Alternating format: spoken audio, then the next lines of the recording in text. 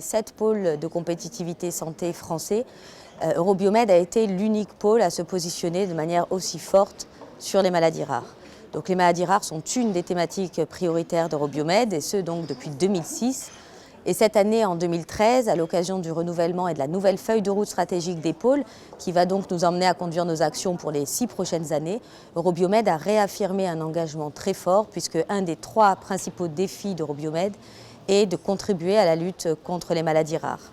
Pour faire cela, nous avons dès 2009 créé un événement qui est cet événement, qui s'appelle RARE, qui a lieu donc tous les 2 ans et qui est vraiment le point d'orgue de notre stratégie de réunion, de rassemblement de l'ensemble des forces françaises sur les maladies rares. Le pôle Eurobiomed ne s'est pas positionné par hasard sur les maladies rares. Évidemment, on était attaché à cette cause parce qu'évidemment, derrière les maladies rares, il y a des patients, il y a des malades qui aujourd'hui n'ont pas de solution thérapeutique ou peu de solutions thérapeutiques.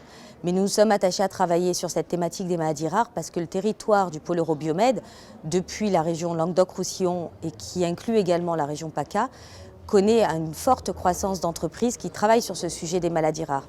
Aujourd'hui, au sein du pôle, et évidemment, il reste des entreprises supplémentaires, nous avons près de 60 adhérents qui travaillent sur le sujet des maladies rares. Donc il y a des forces considérables et nombreuses de ces acteurs sont des PME que le pôle contribue à aider dans cette lutte. Notre rôle, c'est d'informer tous les acteurs qui se positionnent sur les maladies rares des opportunités de financement à l'échelle européenne, notamment à travers le nouveau programme de financement pour la recherche et l'innovation Horizon 2020 qui démarre le 11 décembre 2013 avec un programme de travail sur les 2 prochaines années à venir.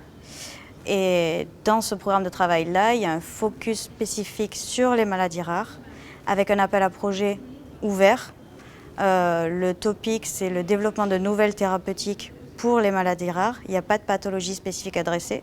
C'est fait exprès. L'objectif, c'est d'obtenir un maximum de propositions sur un maximum de sujets. Et les consortiums attendus vont au-delà du consortium habituel qui était public-privé, donc académique, industriel.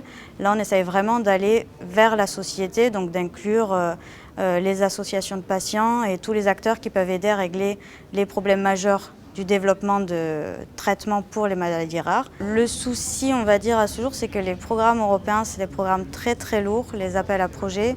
Le montage d'un dossier, ça prend beaucoup de temps. Rencontrer le bon partenaire à l'échelle européenne, c'est la même chose, c'est assez difficile et c'est assez long. Donc nous, en fait, l'objectif, c'est vraiment de leur synthétiser l'information, d'aller à l'essentiel et de leur proposer un service d'accompagnement adapté à leurs besoins pour qu'eux puissent se concentrer uniquement sur leurs projets de recherche et de développement et que nous, on s'occupe de tous les aspects à côté, on va dire, d'ingénierie de projet. Donc à ce stade, pour l'instant, on a un rôle d'information et de sensibilisation et l'objectif, c'est de développer un vrai service d'accompagnement sur l'année à venir et sur le long terme.